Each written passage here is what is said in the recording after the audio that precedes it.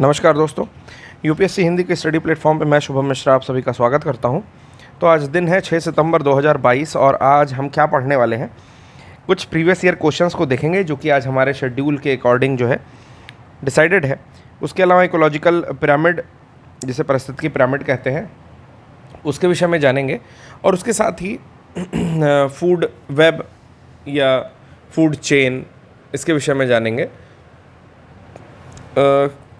ऊर्जा प्रवाह, energy flow जिसे कहते हैं, उसके विषय में जानेंगे और ट्रॉफिक लेवल यानी कि पोषण स्तर के विषय में जानेंगे। अगर आपने मेरी क्लास को पहली बार देखने जा रहे हैं तो मैं आपको बता देना चाहता हूं कि इसके अलावा हमने 4 लेक्चर्स लिए हैं जिसमें स्टार्टिंग से इकोलॉजी एंड एनवायरनमेंट को कवर करने की कोशिश की गई है इन बोथ लैंग्वेजेस। मतलब मैं बोलता हिंदी में हूँ जनरली, और कुछ नोट्स बाइलिंगुअल होते हैं, हिंदी और इंग्लिश मिक्स होते हैं। तो आज के नोट्स जो होंगे वो मोर और लेस हिंदी में ज़्यादा अधिक हैं थोड़े, और इंग्लिश में थोड़े से कम है। इसके साथ ही आज का टॉपिक भी इम्पॉर्टेंट होने वाला है क्योंकि हमारे प्रीवियस ईयर क्वेश्चंस जो कि यूपीएससी में पूछे हुए हैं या फिर यूपी पीसीएस के लेवल पर पूछे हुए हैं, झारखंड पीसीएस के लेवल पर पूछे हुए हैं, उस तरह के क्वेश्चंस को यहाँ पर इन्वॉल्व करने की कोशिश की गई है, इंक्लूड किया गया है। और मैं कह रहा था कि अगर आप चैनल पर नए हैं तो इसे सब्सक्राइब करिए, लाइक करिए और अपने दोस्तों के साथ जो किसी भी एग्जामिनेशन की प्रिपरेशन कर रहे हो जिसमें एनवायरनमेंट का पोर्शन पूछा जाता हो, जैसे आप यूपीएससी की प्रिपरेशन कर रहे हो, अगर बेसिक लेवल के कंटेंट्स आपको पढ़ने हैं तो आप इस लेक्चर को फ्रेंड्स के साथ या सिबलिंग्स के साथ या फिर रिलेटिव्स के साथ शेयर कर सकते हैं, आप ग्रुप्स में शेयर कर सकते हैं। इसके अलावा अगर आप छोटे एग्जाम की भी तैयारी कर रहे हो, लाइक यूपीटीईटी जिसमें एनवायरनमेंट का पोर्शन पूछता है, तो उनके लिए भी ये मददगार साबित होगा। हालांकि आप सिलेबस अपना देख करके उसकी पढ़ाई करिए। फिर यूपी पीसीएस या किसी भी तरह के स्टेट पीसीएस के लिए भी, अगर आप एसएससी की तैयारी कर रहे हैं तो उसके लिए भी ये हेल्पफुल है। 2 से 4 नंबर हर एग्ज़ाम में आपको दिला सकता है। यूपीटीईटी मैंने नाम इसलिए लिया क्योंकि 25 नंबर का पोर्शन इससे पूछता है, या 30 नंबर का आई थिंक पूछता है, तो बहुत ही ज़्यादा उन लोग के लिए तो बेनिफिशियल होगा ही होगा। चलते स्टार्ट करते हैं। अभी तक हमने 4-5 पोर्शन स्टार्टिंग के कवर करने की कोशिश की है और उसे ठीक तरह से कवर किया है। ठीक है, बेसिक से हम लोग स्टार्ट करते हैं। तो आज क्वेश्चंस जो है उन्हें मैं 1 लाइनर फॉर्म में लिख करके लाया हूँ क्योंकि जनरली क्वेश्चंस 4 ऑप्शन के साथ लिखने पर ज़्यादा हेक्टिक होता है। स्टार्ट करते हैं क्वेश्चन से। पहला है एनवायरनमेंट प्रोटेक्शन एक्ट, ये कब आया था? तो 4 ऑप्शंस दिए हुए थे जिसमें से एक आपको एनवायरनमेंट प्रोटेक्शन एक्ट या ईपीए, पर्यावरण संरक्षण अधिनियम, कब आया था इसके विषय में बताना है। पर्यावरण संरक्षण अधिनियम ये आया था 1986 में, ठीक है ना। 1986 में आया था। आए दिन क्वेश्चन किसी न किसी एग्जामिनेशन में पूछता ही रहता है, यूपी पीसीएस के लेवल पर नंबर ऑफ टाइम से क्वेश्चन पूछा हुआ है कि एनवायरनमेंट प्रोटेक्शन एक्ट या एनवायरनमेंट एक्ट ब्रैकेट में प्रोटेक्शन कब आया था। तो 1986 में आया हुआ था, इनैक्ट किया गया था, जो कि पूरे इंडिया में लागू होता है। वर्ल्ड एनवायरनमेंट डे, तो मैंने पहले लेक्चर में ही बेलग्रेड चार्टर और वर्ल्ड एनवायरनमेंट डे के बारे में आपको बताया था कि 5 जून को, 5 जून को वर्ल्ड एनवायरनमेंट डे सेलिब्रेट किया जाता है पूरे विश्व में। इसके बाद तीसरा क्वेश्चन है national environmental engineering research institute is situated in. तो national environmental engineering research institute, जिसे नीरी भी कहते हैं, ओके, नेशनल, एन से नेशनल, ई से एनवायरमेंटल, ई से इंजीनियरिंग रिसर्च इंस्टीट्यूट कहाँ पर है? तो ये नागपुर में स्थित है। नीरी इंस्टीट्यूट जो है नागपुर में स्थित है और ये जो इंस्टीट्यूट था उसे बनाया गया था 1958 के आसपास नागपुर में, और जो कि फंडेड होता है गवर्नमेंट ऑफ इंडिया के द्वारा। ये इंस्टीट्यूट जो होता है वो मेनली फोकस करता है वाटर सप्लाई यानी कि जल प्रवाह के रूप में, जल आपूर्ति के रूप में, सीवेज डिस्पोजल, जो कि सीवेज यानी कि कचरा होता है इस तरीके का, उसके डिस्पोजल, उसके निपटारा के लिए, और central public health engineering research institute उससे जो है रिलेट करके डिजीज़ यानी कि बीमारियों से संबंधित या फिर कुछ हद तक इंडस्ट्रियल पोल्यूशन जो होता है, कुछ ऐसी डिजीज़ जो उसके कारण होती हैं, उन सब को जो है ये कवर करता है नीरी इंस्टीट्यूट जो है। और ये एक पायोनियरिंग लेबोरेटरी है, मतलब कि ये इस तरह की अपनी पहली लेबोरेटरी थी जिसे बनाया गया था, ठीक है। और ये Ministry of Science and Tech के अंडर में फॉल करती है, मतलब आती है, तो यहाँ पर मैं कुछ चीज़ें लिख दे रहा हूँ, जैसे ministry of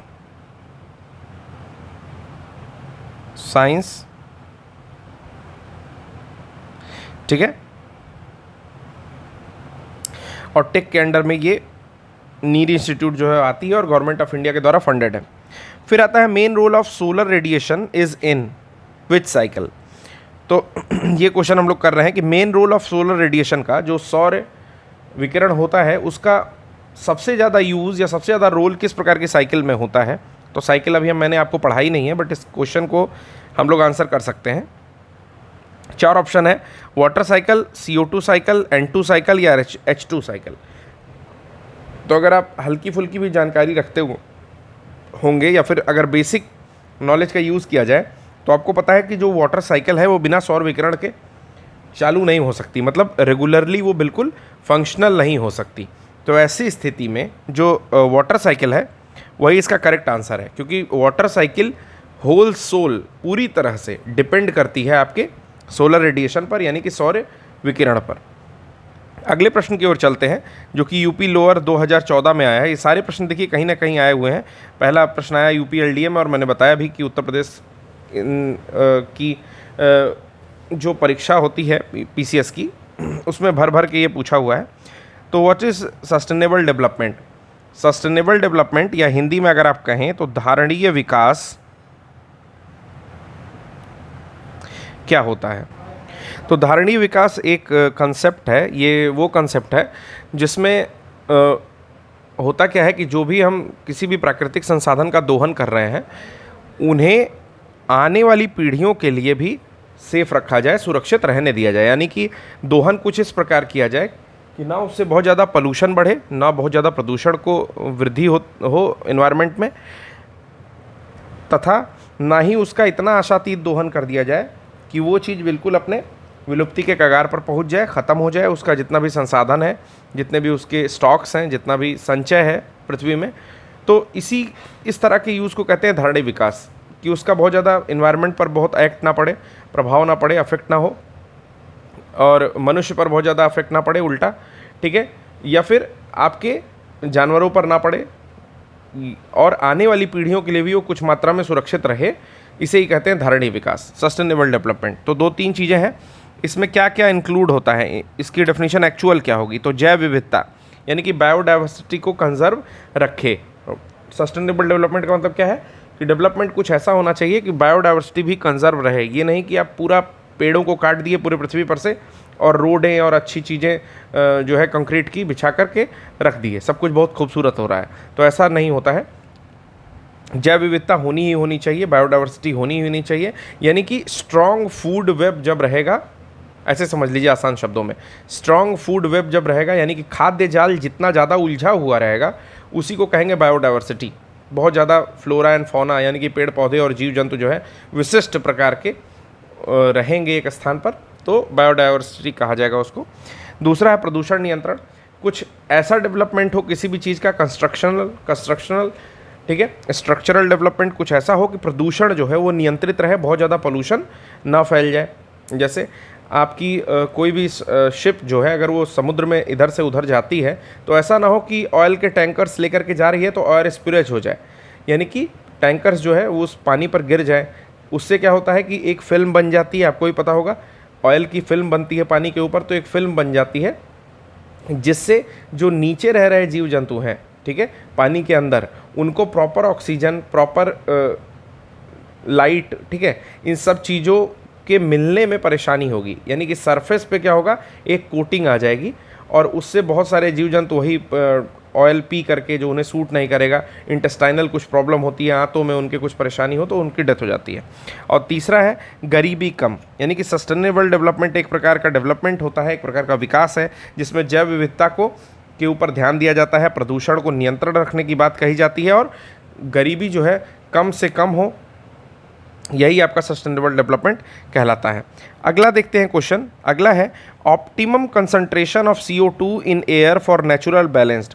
optimum concentration of CO2 in air for natural balance, मतलब प्राकृतिक रूप से बैलेंस रहने के, प्राकृतिक संतुलन के लिए जो ऑप्टिमम कंसंट्रेशन है, जो कि आपकी सर्वोत्तम जो आपकी सांद्रता है वो पर्यावरणीय दृष्टि से यानी कि नेचुरल बैलेंस यानी कि प्राकृतिक संतुलन के रूप में कितनी होनी चाहिए, तो वो होनी चाहिए आपकी जितनी होती है 0.03% ऑफ टोटल कंसंट्रेशन। ठीक है, ये यूपीपीसीएस 2017 में पूछा हुआ प्रश्न है। अगला प्रश्न है जो कि आरएएस 2012 में आया हुआ है। प्रश्न है, यदि सभी पेड़ पौधे पृथ्वी से नष्ट हो जाएं तो कौन से गैस की मात्रा घट जाएगी। इंग्लिश में इसी प्रश्न को समझते हैं। If all the plants and trees vanish from the earth the gas which will decrease is, मतलब कि इसका आंसर क्या होगा। तो सोच के देखते हैं कि पेड़ पौधों को अर्थ पे से सब समाप्त कर देते हैं, ख़त्म कर देते हैं पूरी तरह से, तो आप ये बताइए कि ऑक्सीजन वो पेड़ पौधे देंगे? नहीं देंगे। ठीक है, तो कौन सी गैस घट रही है? क्या ऑक्सीजन घट रही है? हाँ, ऑक्सीजन तो घट रही है। ठीक है ना, यही तो हुआ। क्या कार्बन डाइऑक्साइड घट रही है? तो कार्बन डाइऑक्साइड घटेगी, लेकिन सबसे पहले क्या घटेगी? ऑक्सीजन घटेगी। कार्बन डाइऑक्साइड तब घटेगी जब मनुष्य भी ना रह जाए, यानी कि कुछ समय तक, कुछ मिनट तक तो जो ऑक्सीजन है वो मनुष्य इन्हेल करेगा या पशु पक्षी इन्हेल करेंगे, और इन्हेल करने के बाद जब आप एक्सहेल करेंगे तब तो CO2 निकलेगी, CO2 बढ़ेगी। लेकिन एक टाइम के बाद जब मनुष्य और जीव जंतु कोई भी नहीं रह जाएगा तब जो है ऐसा होगा। तो इसका करेक्ट आंसर होगा आपका ऑक्सीजन। कौन सी गैस घटती है सबसे पहले? तो ऑक्सीजन घट जाएगी। फिर आरएएस 1993 में पूछा हुआ एक प्रश्न है। प्रश्न क्या है? प्रश्न है आपका, which of the following is not a function of tree, मतलब पेड़ का कौन सा फलन नहीं है। फंक्शन मतलब कि जिसके ऊपर डिपेंड करता हो पेड़। ठीक है ना, तो एब्जॉर्प्शन ऑफ CO2, क्या पेड़ ये काम करता है कि नहीं करता है? तो करता है। इसमें पूछा है नॉट अ फंक्शन, तो ये तो एक फंक्शन हो जाएगा। एब्जॉर्प्शन ऑफ नॉइस, क्या पेड़ पौधे नॉइस यानी कि शोर को, आवाज़ को एब्जॉर्ब करते हैं और शोषण करते हैं उनका? तो इसको थोड़ा पॉज करते हैं। ठीक है, तीसरा देखते हैं एयर पोल्यूशन। तीसरा एयर पोल्यूशन है, चलिए इसको भी पॉज कर लेते हैं। रिलीजिंग ऑक्सीजन, तो इसका तो फंक्शन होता है। एब्जॉर्प्शन ऑफ नॉइस के ऊपर आप क्या कहना चाहते हैं? तो एब्जॉर्प्शन ऑफ नॉइस के ऊपर क्या कहना चाहते हैं? आपने सुना होगा ग्रीन मफलर। ठीक है, ग्रीन मफलर। अरे मफलर लगाते हैं आप लोग जाड़े में?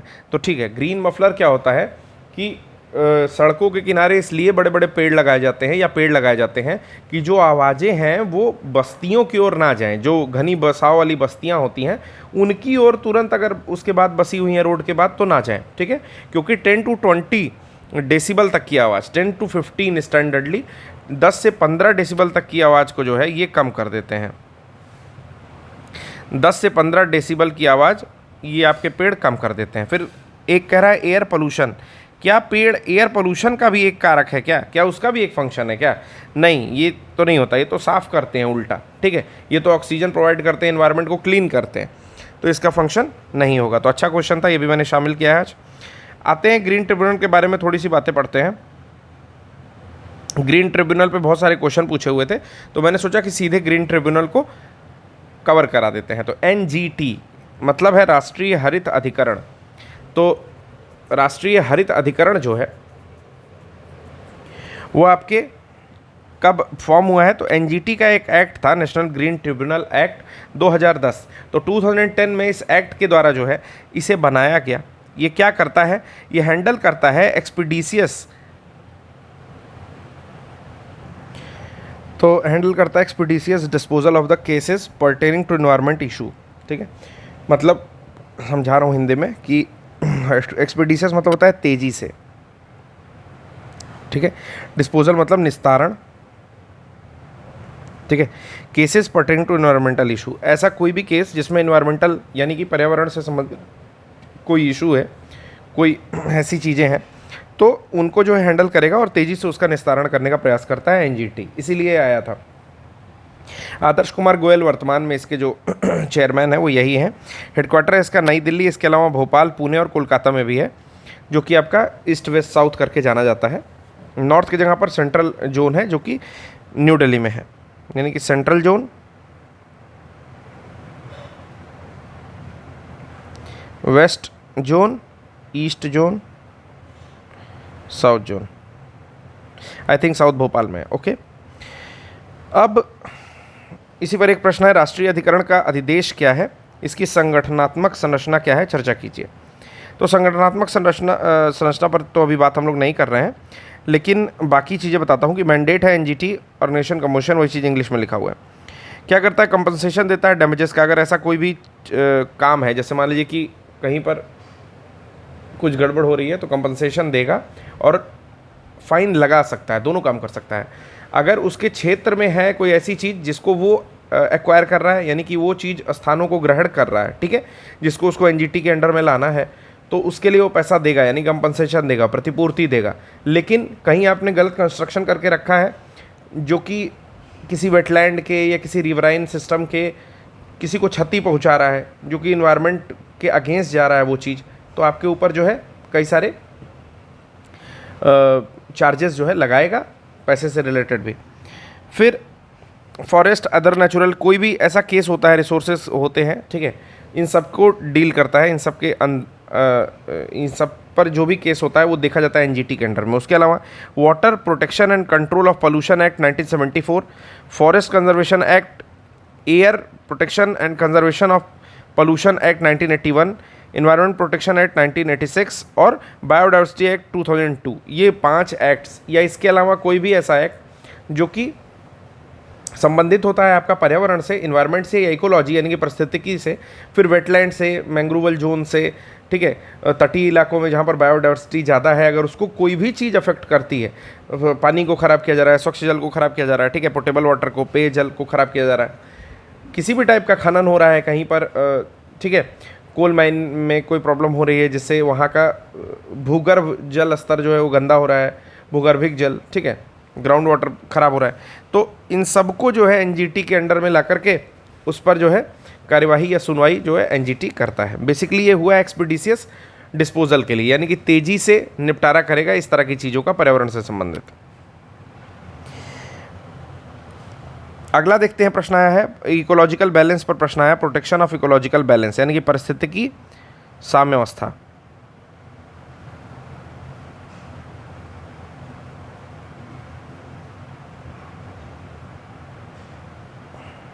साम्यता या साम्यावस्था, बैलेंस, ठीक है, या संतुलन। कह रहा है कि कौन कौन इसके अंडर में आएंगे प्रोटेक्शन ऑफ इकोलॉजिकल बैलेंस के, forest policy, environment protection act, educational policy या इंडस्ट्रियल पॉलिसी। तो इसका आंसर मुझे लगता है कि आप लोग खुद से कर लोगे, आप खुद से आंसर करो।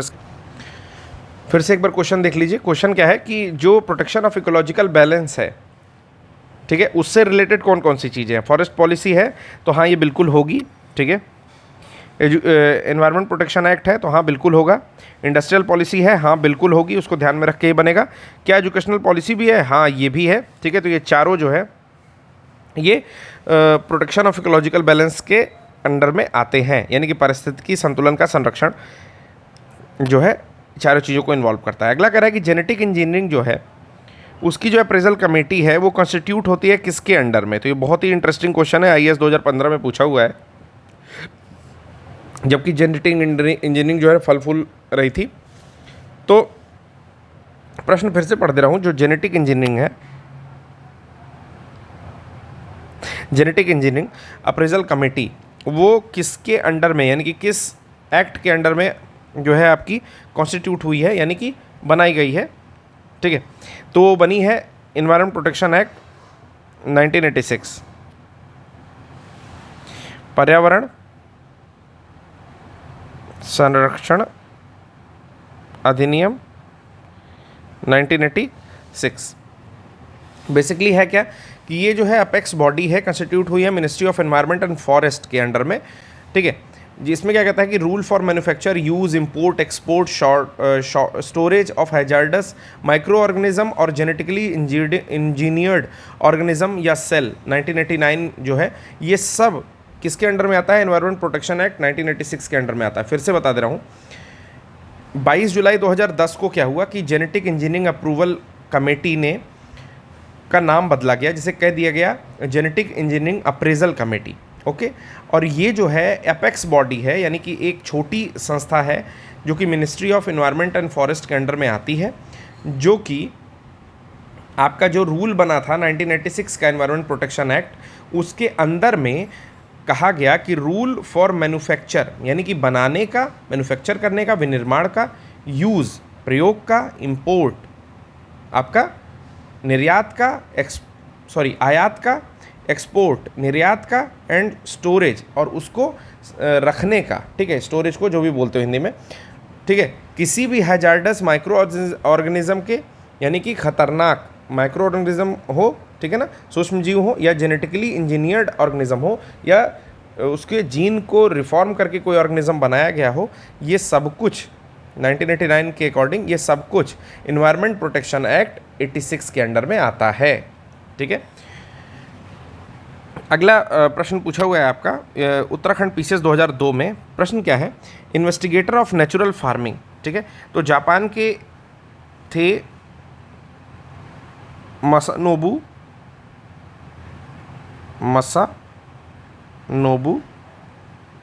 फुकुओका। मसानोबू फुकुओका करते क्या थे? कोई भी ऐसी फील्ड 30s के आसपास में, 1930 के आसपास में, वो देखते थे कि कोई ऐसी फील्ड जो कि डेवलपमेंट के नाते, सपोज करिए कि कोई बिजली के टावर लग रहे हैं, ठीक है, या फिर कोई ऐसा कंस्ट्रक्शनल वर्क हो रहा है, या फिर जिस कारण से भी अगर कोई एक एरिया, एक फील्ड पूरी तरह से तहस नहस होती है, उसकी जो ग्रीन लैंड, क्रॉप लैंड है वो पूरी तरह से बर्बाद होती हैं, या फिर कोई ऐसी लैंड है जहाँ पर नहीं उग रहा है पेड़ पौधा, ठीक है, या जहाँ पर खेती नहीं हो रही है, तो उसे माइन्यूटली ऑब्जर्व करते थे। अपने खेतों में कई कई घंटे, पूरे पूरे दिन एक्सपेरिमेंट करते थे कि कौन से माइक्रो ऑर्गेनिज्म, जैसे लाइक केंचुआ किसके लिए ज़रूरी है, ठीक है ना, या फिर अन्य कोई भी सूक्ष्म जीव जो कि इम्पॉर्टेंट है आपकी खाद बनाने में, मैन्यूअर तैयार करने में। अर्थवर्म को मैंने बता ही दिया, ठीक है। तो इस तरह से मैन्यूटली ऑब्जर्व करते थे किस प्लांट्स के बीच में कौन से प्लांट्स लगाए जाएं जिनकी पत्तियां झड़ के एक खाद बनाए, या फिर काऊ डंग यूज़ किया जा सकता है, किसके साथ में यूज़ किया सकता है, कंपोस्ट खाद कैसे यूज़ करें। तो एक पूरी प्रोसेस देखते थे और फिर नेचुरल फार्मिंग के लिए जो है एक तरह से इन्वेस्टिगेशन करते थे, और फिर नेचुरल फार्मिंग को उनकी मदद से बहुत ज़्यादा बढ़ावा मिला। तो इनको नेचुरल फार्मिंग का इन्वेस्टिगेटर कहा जाता है, जिनका नाम है मनासोबू फुकुओका। अगला क्वेश्चन है कि इकोलॉजी जो है वो स्टडी ऑफ है, ठीक ना, पारिस्थितिकी किसका अध्ययन है? मैन एंड फॉरेस्ट गलत, सॉइल एंड वाटर गलत, ऑर्गेनिज्म एंड एनवायरनमेंट, ठीक है ना, किसी भी ऑर्गेनिज्म का उसके एनवायरनमेंट के साथ या उसके आसपास की चीज़ों के साथ जी है स्टडी को हम लोग कहते हैं इकोलॉजी। तो ओकियोस मतलब बताया ही था मैंने हाउस, और लोगोस मतलब होता है स्टडी। तो हाउस का स्टडी यानी कि किसी भी जीव के आसपास के घर का स्टडी हम लोग कर रहे हैं, तो वही होता है आपका इकोलॉजी। वर्ड इकोसिस्टम किसने डेवलप किया? तो टांसले ने किया था। और इकोलॉजी को किसने किया था? हैकल महोदय ने किया था। अगला प्रश्न आता है इकोसिस्टम से रिलेटेड है, कह रहा है कि which one of the following is the best description of the term ecosystem. Ecosystem को कौन बेस्ट डिस्क्राइब कर रहा है? A community of organism interact with one another, यानी कि कोई ऐसी कम्युनिटी ऑर्गेनिजम्स की जो कि एक दूसरे से इंटरेक्ट कर रही हो, ये दोनों एक दूसरे से इंटरेक्ट कर रहे हैं, ये इकोसिस्टम है। या फिर the part of the earth which is inhabited by living organism, पृथ्वी का कोई ऐसा पार्ट जो कि इनहेबिट हो रहा है आपके जीवित ऑर्गेनिजम्स के द्वारा, जीवित जीवों के द्वारा। तीसरा कह रहा है a community of organism together with the environment in which they live, कोई ऐसी कम्युनिटी ऑर्गेनिजम्स की जहाँ पर वो इन्वायरमेंट के साथ जी रहे हैं। Flora and fauna of A geographical area. तो आप सोच के बताइए कि मैंने आपको क्या बताया था डेफिनेशन, और इसमें से कौन सा करेक्ट होना चाहिए। तो मैंने जो बताया था, आशा करता हूँ आप में से कई सारे लोगों ने इसको कर लिया होगा। तो ऐसा तो नहीं है कि एक कम्युनिटी है ऑर्गेनिज्म जो एक दूसरे के साथ इंटरेक्ट कर रही है, ये तो नहीं हो सकता। पार्ट ऑफ अर्थ जो कि इनहेबिट है लिविंग ऑर्गेनिज्म के द्वारा, ये भी आपका इकोसिस्टम नहीं हो सकता। एक ऐसी कम्युनिटी ऑफ ऑर्गेनिज्म जो कि इन्वायरमेंट में जो जी रहे हैं, ठीक है ना, a community of organisms together with the environment in which they live, तो ये इसका करेक्ट आंसर होगा। चौथा पढ़ने की जरूरत ही नहीं है। चलिए नेक्स्ट क्वेश्चन देखते हैं। Which one of the following, इसमें से कौन सा डिस्क्राइब करता है, यानी कि बताता है not only physical space occupied by an organism, केवल भौतिक चीज ही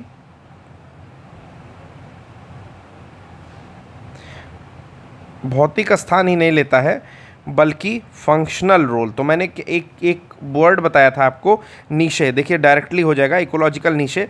मैं फिर से समझा देता हूँ नीशे के बारे में। मैंने क्या बताया? मैंने कहा फंक्शनल, कार्यात्मक और स्ट्रक्चरल।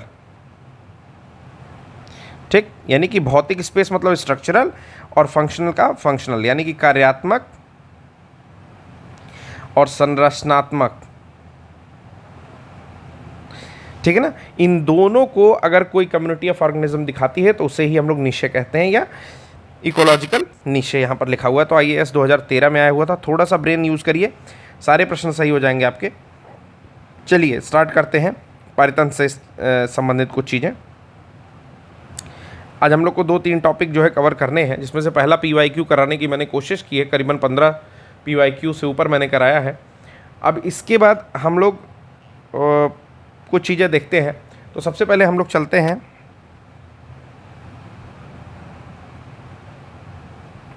ऊर्जा प्रवाह को देखते हैं। आइए, ऊर्जा प्रवाह क्या होता है, यानी कि एनर्जी फ्लो क्या होता है। खाद्य श्रृंखला में, खाद्य श्रृंखला क्या होती है? मतलब एक व्यक्ति दूसरे व्यक्ति को खाता ही खाता है। ठीक है, कहने का मतलब क्या है? इसको आसान शब्दों में मैंने ज़्यादा लेमैन लैंग्वेज में कह दिया। कहने का मतलब ये है कि आपने कुछ उत्पादन किया, ठीक है, तो जिसका उत्पादन किया उसने सनलाइट से खुद को बनाया या अपनी आपको ग्रोथ किया। जैसे मान लीजिए कि ग्रीन प्लांट्स हैं, हरे पेड़ पौधे, तो क्या होते हैं? स्वपोषी हैं पहला, और दूसरा उत्पादक है। ठीक है ना? यानी कि कंज्यूमर नहीं है, वो प्रोड्यूसर है। तो ये प्रोड्यूसर है, उसके बाद प्राथमिक उपभोक्ता आता है, उससे ऊपर जो उन्हें खाता है, फिर द्वितीयक आता है जो उन्हें खाता है। तो यही मैं आसान शब्दों में कह रहा हूँ कि हर कोई दूसरे को खाता ही खाता है। ठीक, तो खाद्य श्रृंखला, इन सबको मिला देंगे तो खाद्य श्रृंखला या फूड चेन कहलाता है। तो खाद्य श्रृंखला में ऊर्जा का एक पोषण स्तर, जैसे मान लीजिए कि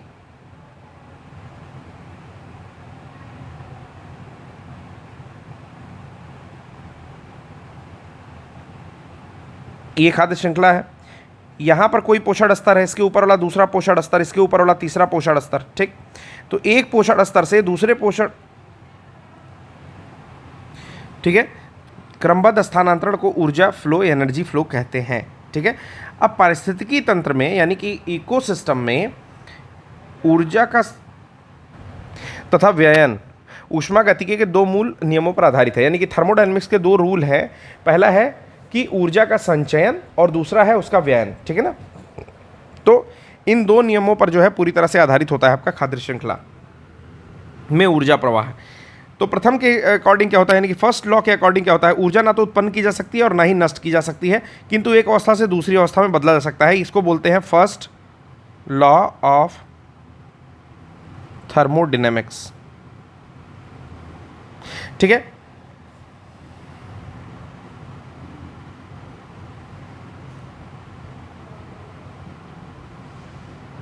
ठीक, फर्स्ट लॉ ऑफ थर्मोडायनेमिक्स, ऊष्मागतिकी का प्रथम नियम। ऊष्मागतिकी के प्रथम नियम के अनुसार ऊर्जा न तो उत्पन्न की जा सकती है और ना ही नष्ट की जा सकती है। ठीक, ऊर्जा प्रवाह यानी कि फ्लो, एनर्जी फ्लो में ये एक नियम है।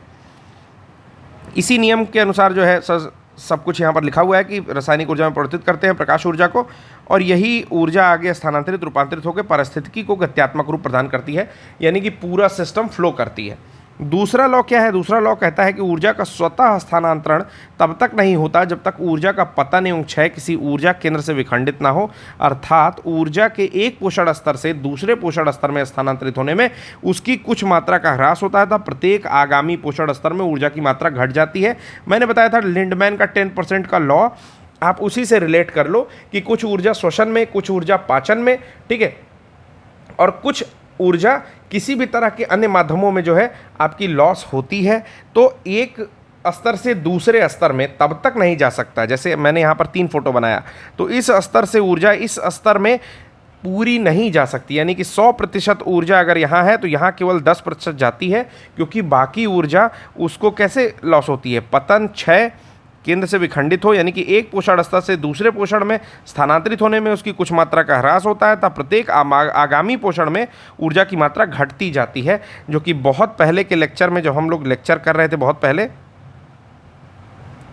तो हमने देखा था, ये देखिए आपको दिखाया था मैंने कि 10% इसके पास है, यहाँ से 100% इसके पास है, यहाँ से 10%, यहाँ से 1%, यहाँ से 0.1%।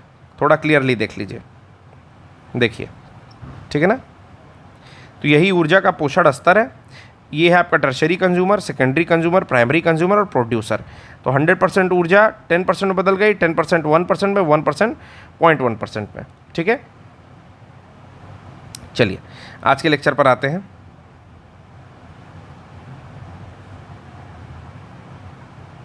ठीक है, अब क्या उस कोशिकीय श्वसन के बारे में बताया है कि जो ऊर्जा होती है वो एटीपी यानी कि एडेनोसिन ट्राइफॉस्फेट के रूप में रख ली जाती है और इससे जो है जीव अपने विभिन्न क्रियाएं करते रहते हैं और यही जो है रासायनिक क्रिया पौधों एवं जंतुओं दोनों में ही कोशिका में निरंतर चलती रहती है। यानी कि एटीपी जो है उसको एनर्जी कॉइन कहते हैं, ऊर्जा का सिक्का कहते हैं, क्योंकि ऊर्जा हमारे शरीर में एटीपी के रूप में स्टोर्ड रहती है।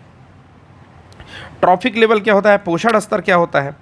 फूड चेन जो होती है, जो मैंने अभी बताया खाद्य श्रृंखला कि सबसे ऊपर आपका टर्शियरी या टॉप लेवल के कंज्यूमर, उसके बाद सेकेंडरी, यहाँ पर होते हैं प्राइमरी और यहाँ पर होते हैं प्रोड्यूसर, उत्पादक। ये खाना बनाते हैं और ये लोग खाते हैं। तो कह रहा है कि आहार श्रृंखला के उस बिंदु को जहाँ पर आहार ऊर्जा का एक वर्ग के जीवों से दूसरे वर्ग के जीवों में स्थानांतरण होता है उसे पोषण स्तर कहते हैं। ठीक है, यानी कि एक वर्ग, मान लीजिए ये पूरा एक वर्ग है, ये जो कलर्ड है, इसमें जब स्थानांतरण होगा, इस वाले में दूसरे पेन से कर देता हूँ, तो ये अलग पोषण स्तर है, ये अलग पोषण स्तर है, ये अलग और ये अलग पोषण स्तर है। तो कह रहा है कि 4 पोषण स्तर होते हैं। पहला होता है स्वपोषी ऑटोट्रॉफ्स, जो कि ये वाला है सबसे नीचे वाला, इसमें हरे पेड़ पौधे आते हैं। फिर आ रहा है प्राथमिक उपभोक्ता यानी कि विषमपोषी,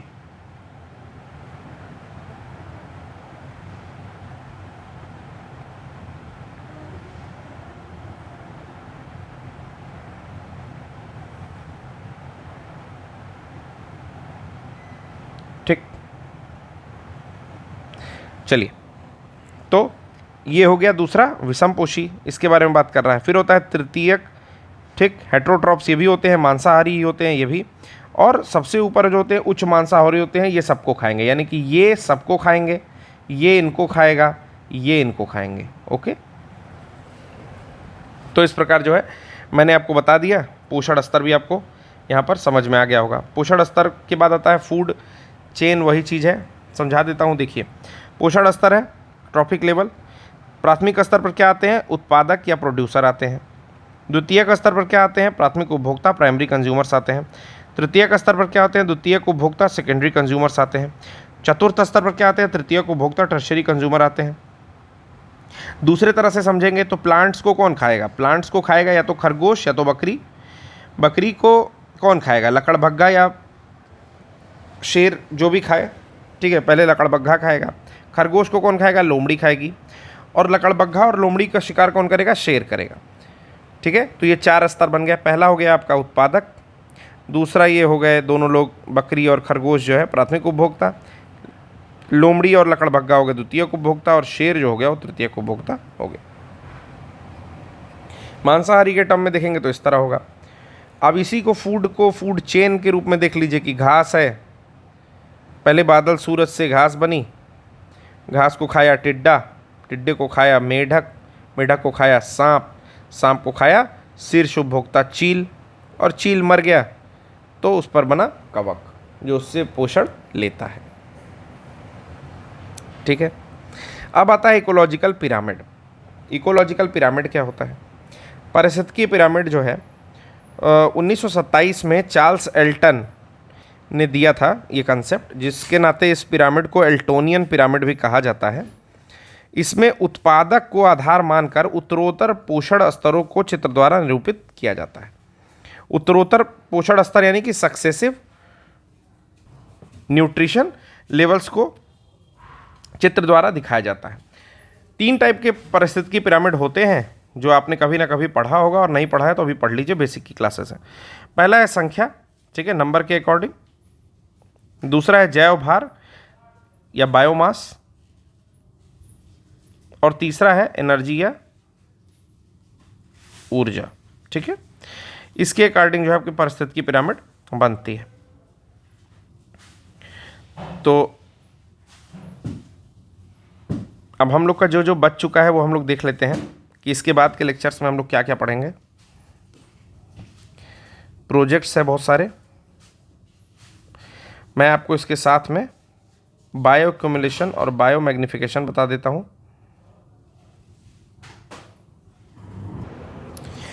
तो चलिए देखते हैं संख्या पिरामिड के बारे में। संख्या पिरामिड में क्या है कि इसमें इस पिरामिड में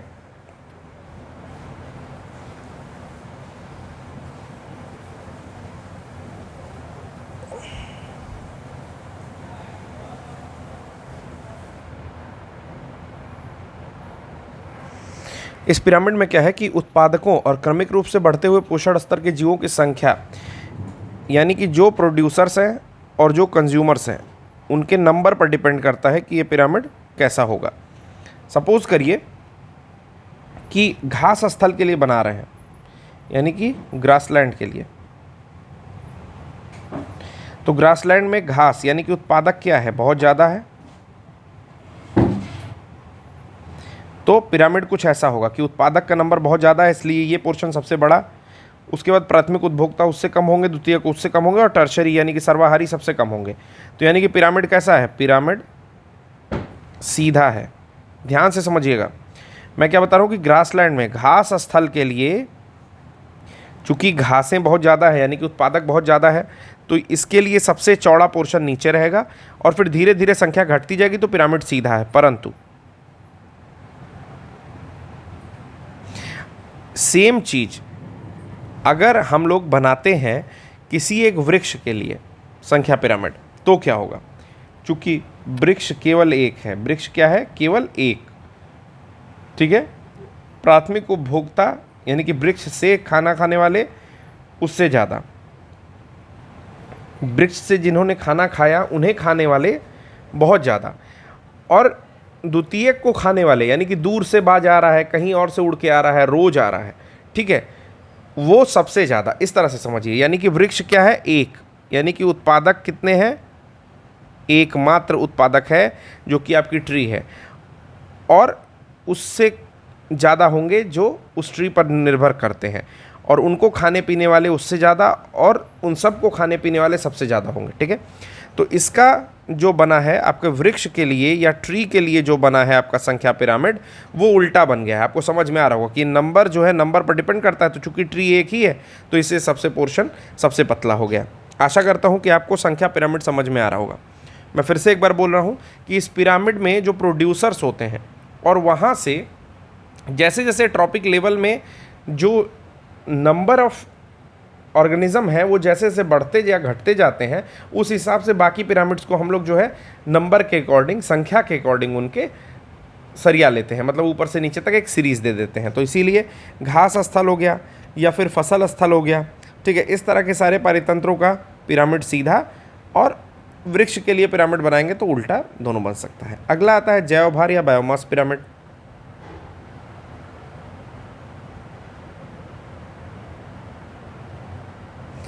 बायोमास या जैवभार पिरामिड, इसमें क्या होता है कि अब इसमें इस तरह के इकोसिस्टम में अगर इनका बनाएंगे तो डिफरेंट ट्रॉपिक्स लेवल पर जो समस्त जीव, जितने भी जीव हैं, ठीक है ना, उनका जो भी ड्राई वेट आता है, ठीक है, उनको अगर हम इस तरह से दिखाएंगे तो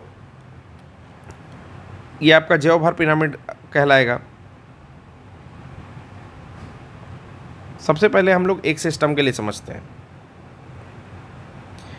मान लीजिए हम लोग टेरेस्ट्रियल के लिए समझ रहे हैं, यानी कि स्थलीय,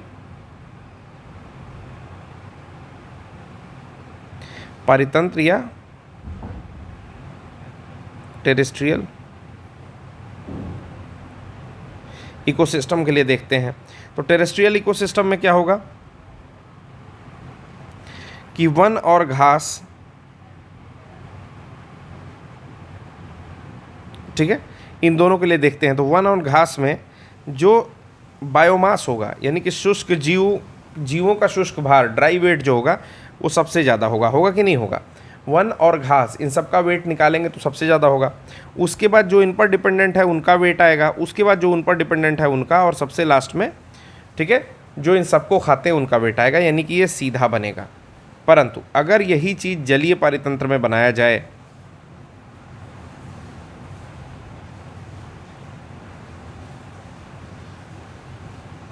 मान लीजिए तालाब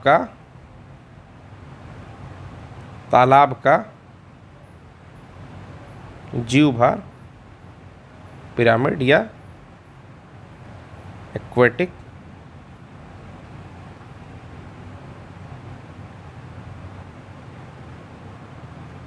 इकोसिस्टम।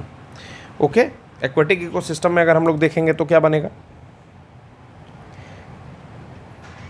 प्राथमिक उत्पादक हैं तो बहुत ज़्यादा, किसी भी तालाब में प्राथमिक उत्पादक हैं तो बहुत ज़्यादा, बट उनका वेट कितना है, वेट बहुत कम है। आप सोच के देखिए, वही शैवाल यानी कि एल्गी और इस तरह की छोटी चीज़ें जिनका वेट बहुत कम होगा, उनको खाने वालों का वेट उससे ज़्यादा, उनको खाने वालों का वेट उससे ज़्यादा, और सबसे ज़्यादा किसका वेट होगा, जैसे शार्क मान लीजिए, थाउजेंड शार्क, अगर बड़ा जलीय पारितंत्र मान रहे हैं, या अगर बड़ी मछलियों को ले रहे हैं आप, जो सारी छोटी मछलियों को, एल्गी इत्यादि सबको खाती हैं, तो भी उनका वेट ज़्यादा होगा।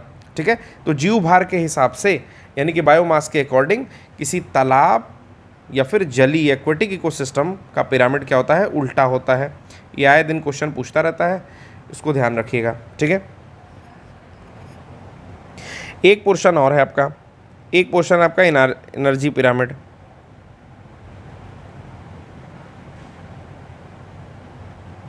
ठीक, टोटल एनर्जी किसी भी इकोसिस्टम में, इकोसिस्टम के ट्रॉपिक लेवल में जो भी ऑर्गेनिज्म के द्वारा टोटल एनर्जी का जो मैग्नीट्यूड होता है, जो यूज़ की जाती है, ठीक है, उसको अगर व्यक्त किया जाए तो एनर्जी पिरामिड कहलाता है। और ये होता क्या है कि जो भी प्राइमरी लेवल के आपके प्रोड्यूसर हैं, यानी कि उनके द्वारा सबसे ज़्यादा एनर्जी का यूज़ किया जाता है, सोलर एनर्जी हम लोग यूज़ करते हैं, और ऊपर की ओर एनर्जी लॉस होती है, जैसा कि हमने 2-3 बार पढ़ चुके हैं हम लोग। ठीक है, मतलब अगर ये 100 एनर्जी यूज़ करेंगे तो ऊपर की ओर एनर्जी लॉस होती है, और केवल 10% यूसेज रहता जाता है, तो ये ऑलवेज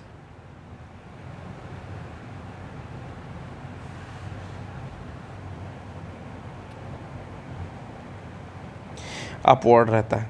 ठीक है, ये चीज़ याद कर लीजिएगा। अब 2 पोर्शन और बचता है। ठीक है, अगर प्रदूषक तत्व हैं तो क्या होता है कि प्रदूषक तत्व के विषय से या उनके रहने से क्या होता है जीवधारियों में। तो पहला होता है बायो एक्यूमुलेशन।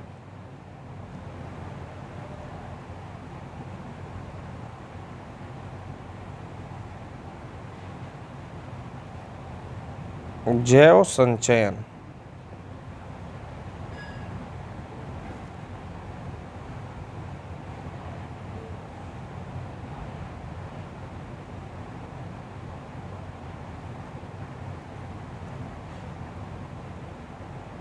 जैव आवर्धन, दोनों टॉपिक समझ जाते हैं। जैव संचयन क्या होता है कि कोई भी प्रदूषक है, ठीक है, वो आपके ट्रॉपिक लेवल में संचयन जो है, यानी कि एक्यूमुलेशन जो है, किसी भी जीवधारी में हो जाता है, और अलग जीवधारियों के मध्य अलग संचयन है। जैसे मान लीजिए कि ये मछली है, ठीक है,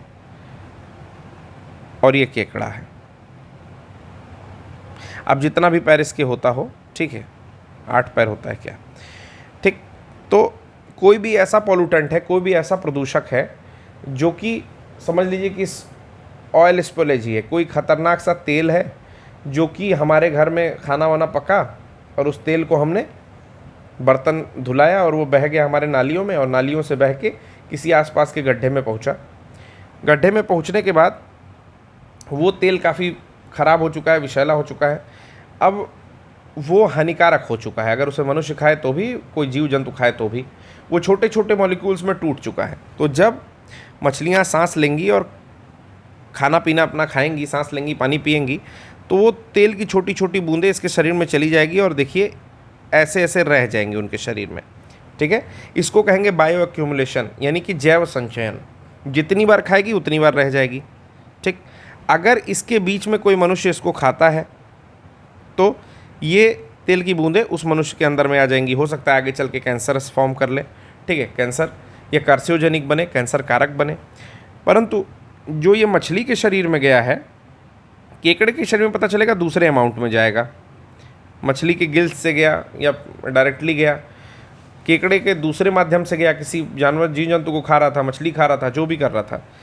तो बायोएक्यूमुलेशन जैव संचयन क्या होगा, केकड़े और मछली दोनों में अलग अलग टाइप का होगा, यानी कि सेम अमाउंट में नहीं होगा। ठीक है, तो इसी को कहते हैं जैव संचयन। ऐसे प्रदूषक जो कि ऐसे पोल्यूटेंट जो कि जिनके घातक प्रभाव होते हैं और जो कि नॉन डिग्रेडेबल होते हैं, यानी कि उनका निम्नीकरण नहीं किया जा सकता, वो कहीं ना कहीं किसी न किसी माध्यम से आपके ट्रॉपिक लेवल में जब प्रवेश कर जाते हैं या फूड चेन में जब आ जाते हैं तो एक जीव से दूसरे जीव के पास जाते रहते हैं। ठीक है, जैसा कि मैंने बताया। और अगर वो नॉन डिग्रेडेबल होते हैं तो वो बहुत ही समय के बाद, अगर आपके शरीर में चला गया है तो काफ़ी लंबे समय के बाद वो आपके शरीर से जाएगा या फिर उसकी कोई सूक्ष्म से सूक्ष्म मात्रा आपके शरीर में फिर भी उपस्थित रहेगी। तो इन्हीं का जीवों में संचयन होता जाता है, एक्यूमुलेट होते जाते हैं, तो उसे ही कहते हैं हम लोग बायो एक्यूमुलेशन। अब इसका एक उदाहरण आपको बता रहा हूँ। जो खरपतवार नाशी होता है जिसको हर्बिसाइड बोलते हैं, ठीक है ना, जो कि आपने देखा होगा कि झाड़ियाँ जब उग जाती हैं तो लोग खरीद के ले आते हैं और पानी मिला करके उसका स्प्रे कर देते हैं। वो तुरंत के लिए तो उन लोग को बहुत लाभदायक लगता होगा कि अगले ही दिन से फसलें सूखना, वो खरपतवार वीड्स सूखना स्टार्ट हो जाती हैं, परंतु उसमें जो एलिमेंट्स पड़े होते हैं, जो केमिकल्स होते हैं, उनमें से कुछ केमिकल ऐसा होता है जो नॉन डिग्रेडेबल होता है एनवायरनमेंट में। तो भाई मीडियम ऑफ इन्हेलेशन, जब हम सांस लेते हैं तो हमारे नाक के सहायता से हमारे शरीर में वो चला जाता है और हमारे शरीर में जाने के बाद वो पड़ा रहता है। अगर बचपन से ही आप इस तरह की हवा में सांस ले रहे हैं तो वो आगे चल के कार्सियोजेनिक यानी कि कैंसर कारक हो जाता है। ठीक है, तो इन्हीं का शरीर में संचयन आपका बायो एक्यूमुलेशन कहलाता है। जीव आवर्धन क्या है? जीव आवर्धन ये है कि ये चीज़ें शरीर में जब पहुंच जाती हैं तो अगर कोई बड़ा जानवर है जिसकी लाइफ स्पैन यानी कि जीवन आयु जो है वो ज़्यादा है, यानी कि 40 साल 50 साल इस तरह से है, तो ये शरीर में रह के धीरे धीरे इनकी मात्रा में वृद्धि होती रहती है। सेम चीज़ें शरीर में आती हैं, पहले 1 साल में इतनी थी, 2 साल में इतनी हुई, 3 साल में इतनी हुई, ठीक है, 4 साल में इतनी हुई, उसको 40 साल रहना तो 40 साल में पता चलता है कि इतनी हो जाती है। ठीक है ना, किसी भी जीव जंतु में काफ़ी अधिक हो जाएगी। जैसे मान लीजिए जीव जंतु इतना बड़ा था, कोई इतनी बड़ी मछली ही थी, तो जब ये इतनी बड़ी मछली ऐसे थी तो इसके शरीर में ये सारी चीज़ें पता नहीं चल रही थी, लेकिन धीरे धीरे 40 साल की जब मछली हुई तो पता चली मछली की डेथ का कारण बन गया ये, कहीं पर ट्यूमर या कोई भी चीज़ ऐसी हुई उसके साथ जिसके कारण ये कारण बन गया। तो उनका जमना ही, जो ऐसे नॉन डिग्रेडेबल पोल्यूटेंट है, उनका शरीर में जमना जैव आवर्धन कहलाता है। तो आज के लेक्चर के लिए बस इतना ही। आशा करता हूँ कि आपको चीज़ें समझ में आ रही होंगी। हम कोशिश करेंगे कि और अच्छी तरह से लेक्चर्स को लाया जाए और ज़्यादा क्वेश्चन शामिल किए जाएं, लेकिन उसके लिए आपको भी कमेंट करना होगा, क्योंकि जब एक बार फ्लो में बोलना मैं स्टार्ट करता हूं तो कुछ चीज़ें स्किप हो जाती हैं जो बाद में याद आती हैं। हालांकि मैं कोशिश करता हूं कि उन्हें इंक्लूड किया जाए, लेकिन फिर भी आपका भी जगह रहना बहुत ज़रूरी है। तो आज के लिए बस इतना ही रहने देते हैं। धन्यवाद।